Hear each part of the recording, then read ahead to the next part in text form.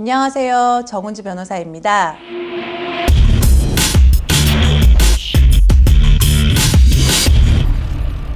지난 시간에 이혼과 상속의 쟁점에 관해 살펴보았던 것 기억하시나요? 이어서 오늘은 재산 분할과 상속에 대해서 알아보도록 하겠습니다.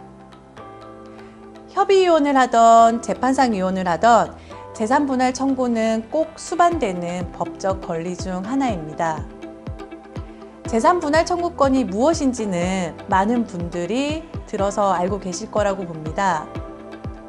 그렇다면 재산 분할 청구권에 대한 일반적인 내용 말고 오늘은 재산 분할 청구권에 대해서 낱낱이 파헤쳐보는 시간을 가져보도록 하겠습니다.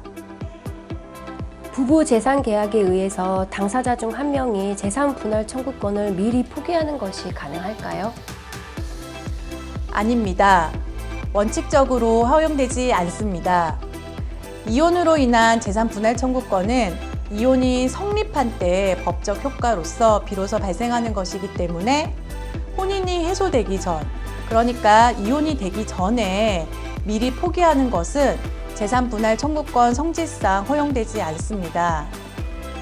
부부들 사이에서 흔히 각서들 많이 쓰시잖아요. 따라서 혹시 부부 중 한 명이 재산 분할 청구권의 포기 각서를 쓰셨다고 하더라도 위 포기 약정은 향후 이혼을 할 때 유효하지 않습니다. 재판상 이혼일 때 재산 분할에 있어서 분할 재산과 그 액수는 어느 시점을 기준으로 평가될까요? 재산 평가 시점은 사실심 변론 종결일을 기준으로 합니다. 즉, 소제기 시점이 아니라 재판이 다 끝나고 판결 선고를 앞둔 사실심 변론 종결일을 기준으로 하는데요. 쉽게 말해서 마지막 변론기일 기준으로 재산 가액의 평가가 이루어지는 것입니다. 요즘 부동산, 집값 많이 들썩이지 않습니까? 한두 달 사이에 몇 천만 원씩 상승하기도 하는데요. 특히 이혼 소송을 제기하게 되면 기본적으로 1년 정도는 소송이 진행된다고 볼 수가 있어요. 그러니까 소제기 시점 기준으로 평가된 부동산 값이 사실심 변론 종결일 기준으로 했을 때는 상당히 많은 오른 금액으로 재평가될 수 있다는 것이죠. 1년 사이에 재산 분할 대상이 수억 원이 왔다 갔다 할 수 있는 현실입니다. 그래서 경우에 따라서 재판을 오래 끌어봤자 재산 분할 액수만 커질 것 같다고 염려하시는 분, 즉 부동산 명의자겠죠. 이러한 분들 중에서는 최대한 빨리 재판을 끝내고 싶다고 문의하시는 분들도 계시고요. 그러기 위해서는 중간에 합의, 즉 조정을 통해서 마무리 짓기도 합니다. 여하튼 재산 분할 대상의 재산 평가는 사실심 변론 종결일을 기준으로 한다는 점을 명심하시기 바랍니다. 그럼 이쯤에서 나는 재판상 이혼이 아니라 협의이혼을 하고 싶은데 협의이혼을 할 때는 재산 분할 대상의 재산 평가는 어느 시점을 기준으로 하는 것인가요? 라고 질문하실 수 있어요. 협의이혼을 하는 경우에는 이혼 신고일을 기준으로 재산 평가를 하게 됩니다. 즉, 협의이혼 신고서를 접수하고 숙려 기간이 있어요. 자녀가 있는 경우에는 3개월, 자녀가 없는 경우에는 1개월의 숙려 기간이 있는데요. 위 숙려 기간이 지나고 협의이혼이 성립한 날을 기준으로 재산 분할 대상이 되는 재산의 가치를 평가하여야 합니다. 그러면 법률상 혼인관계인 부부 말고 사실혼 관계인 경우는 어떻게 될까요? 사실혼 관계를 유지하다가 서로 마음이 안 맞아서 헤어질 수도 있잖아요. 사실혼 관계가 해소될 때 그럼 재산 분할 청구권을 행사할 수 있을까요? 사실혼 관계를 유지하다가 헤어지는 경우에도 재산 분할 청구권이 인정이 됩니다. 그런데 여기서 유의할 점이 있습니다.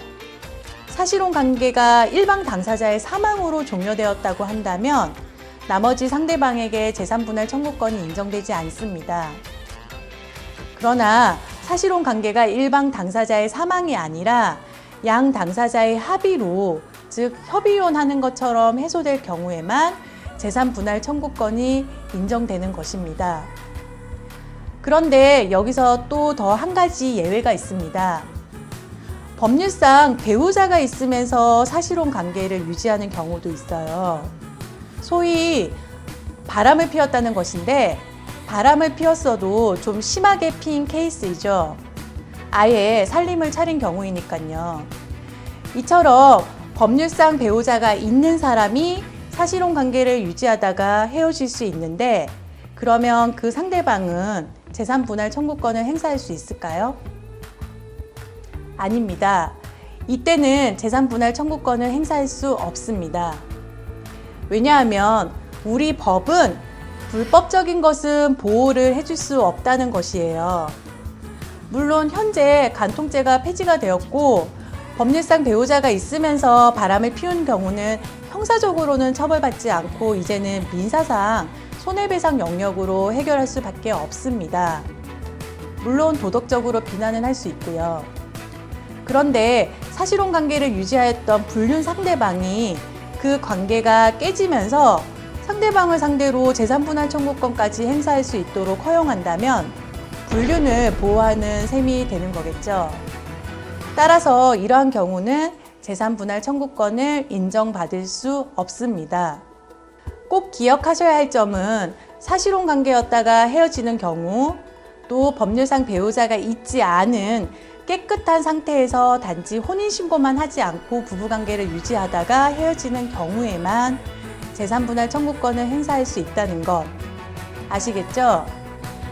오늘은 여기까지고요. 다음 시간에 더 알찬 주제로 찾아뵙도록 하겠습니다. 감사합니다.